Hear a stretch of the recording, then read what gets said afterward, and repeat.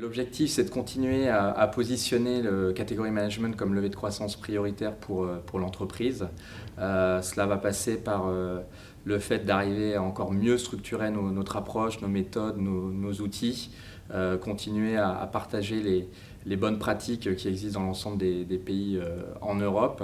En termes de méthode, effectivement, il faut, par rapport aux retailers, qu'on arrive à continuer à identifier les leviers qui vont faire croître les catégories et donc nos marques dans le futur. Ça passe par une meilleure compréhension des insights shoppers et consommateurs et du coup un travail encore plus en amont avec les équipes marketing.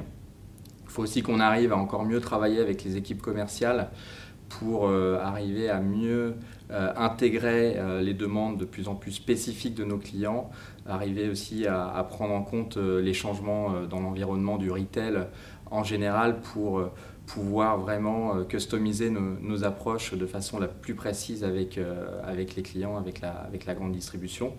Si je rentre un peu plus dans le détail des différentes catégories présentes chez BIC, je dirais que sur la catégorie papeterie, on a un vrai rôle de leadership à jouer, un rôle de catégorie captain en tant que leader global sur cette catégorie. Et il faut qu'on arrive à trouver des solutions pour faire croître la fréquence de ce rayon, donc augmenter la fréquence de visite du rayon et également arriver à augmenter le panier moyen, donc les dépenses effectuées par les consommateurs dans le rayon de la papeterie. Sur la catégorie du rasage, pour le coup, nous sommes un challenger face à un leader avec de gros moyens, donc il faut être assez ingénieux, arriver à trouver des solutions pour jouer les troubles faits. Aujourd'hui, on a mis en place toute une approche avec une histoire catégorielle différenciante pour prouver aux retailers qu'on peut faire croître cette catégorie, mais d'une façon différente des recettes qui ont fait le succès de cette catégorie par le passé. Et enfin, sur la catégorie des briquets, on est sur des approches beaucoup plus tactiques où là, très clairement, la recherche de distribution et de visibilité produit sont clés. Donc on est vraiment sur de la tactique au niveau des points de vente pour continuer à faire croître cette catégorie et nos marques.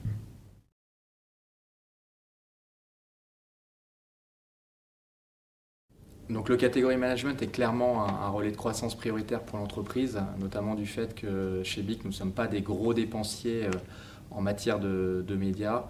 Donc l'objectif est vraiment de se battre au quotidien de telle façon à ce que nos produits soient le mieux distribués à travers les différents canaux de distribution, mais aussi le plus visible possible aux yeux du consommateur qui pourra ensuite prendre la décision de les acheter. Parmi les valeurs BIC, il y en a deux qui m'interpellent, sont l'ingéniosité et la simplicité. Je pense que le category management s'insère clairement dans cette logique, faire preuve de pragmatisme et mettre en place des initiatives commerciales qui vont faire la différence.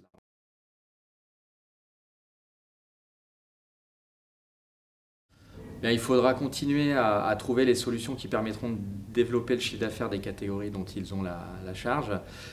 Également, arriver à bien comprendre les différents facteurs clés de succès de l'ensemble des canaux de distribution, avec notamment l'arrivée en force du e-commerce, comment s'applique le category management au niveau du e-commerce.